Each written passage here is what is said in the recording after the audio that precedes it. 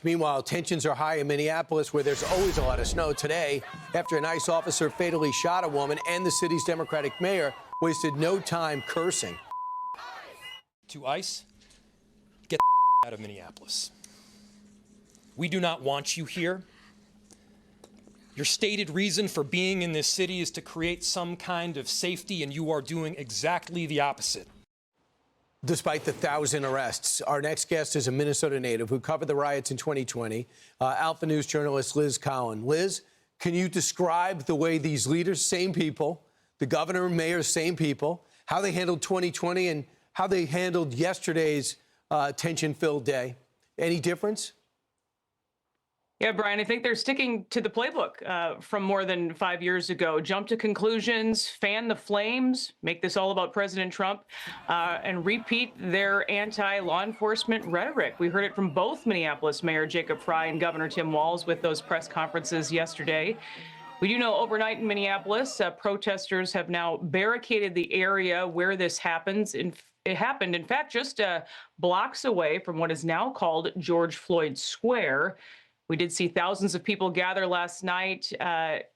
We captured protesters on camera chanting anti-ICE messages. We know Minneapolis schools are canceled today and tomorrow. Activities canceled as well. They say due to safety concerns. And we know that Minneapolis police, they've been told any days off, they are now canceled through Sunday as the city continues to be on high alert. And certainly you're right, Brian, this rhetoric from our so-called leaders certainly not helping. Remember, they were allowed to blow off steam in Minneapolis. They were allowed to give up their police station. They thought that would be a good move. In the end, it cost the city $500 million.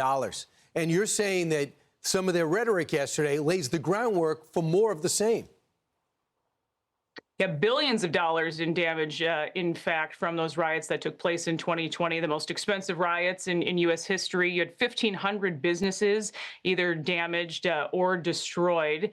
The difference now is we have January weather in Minnesota, so perhaps that is a bit of a saving grace. We did not see that large of crowds last night. This is a woman, we're learning more about her, a 37-year-old woman who hadn't been in Minneapolis very long, but she was leading the parade of protesters. We have a well-organized groups here in Minneapolis and surrounding suburbs, and they've been tailing ICE. They've been following their movements. There are trackers that are put online, and they go out and try to get in the way of these ICE agents doing their jobs. So sadly, 37-year-old Renee Nicole Good lost her life.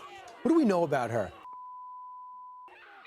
We understand that she recently moved to the area. We have some video from yesterday where there is a woman with her in the vehicle who identifies herself as her wife and shouts that they have a 6-year-old child. But Renee's mother came out quickly and identified her and said that she hadn't been in the city too long. And it looks to be an out-of-state license plate that they were driving when this unfolded. But we also talked to some neighbors in the area, and they said that she was leading this group through the neighborhood. And they were successful at blocking ICE from doing their jobs. It sounds like an operation had just ended in that neighborhood. Liz, how is ICE being treated by the people of Minnesota? I think you saw a lot of that rhetoric from Walz and Frey yesterday. But I will say that the majority of Minnesotans here do support them doing their jobs. Polling has indicated that in the state of Minnesota. So this anti-law enforcement rhetoric, I think, certainly does not help things in Minneapolis. Right, and there has been over 1,000 arrests with 2,000 agents. There's a huge illegal immigrant problem in that city.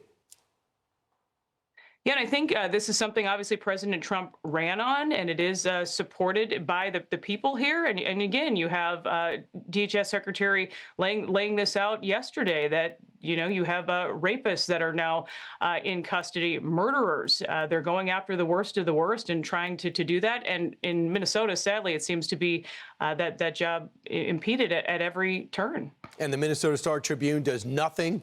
And you said sometimes they give away locations where ICE agents are, which allow protesters to beat them to the punch. Thanks so much, Liz. We'll look forward to seeing where this goes, and hopefully level heads prevail. That is the hope. Thanks, Brian.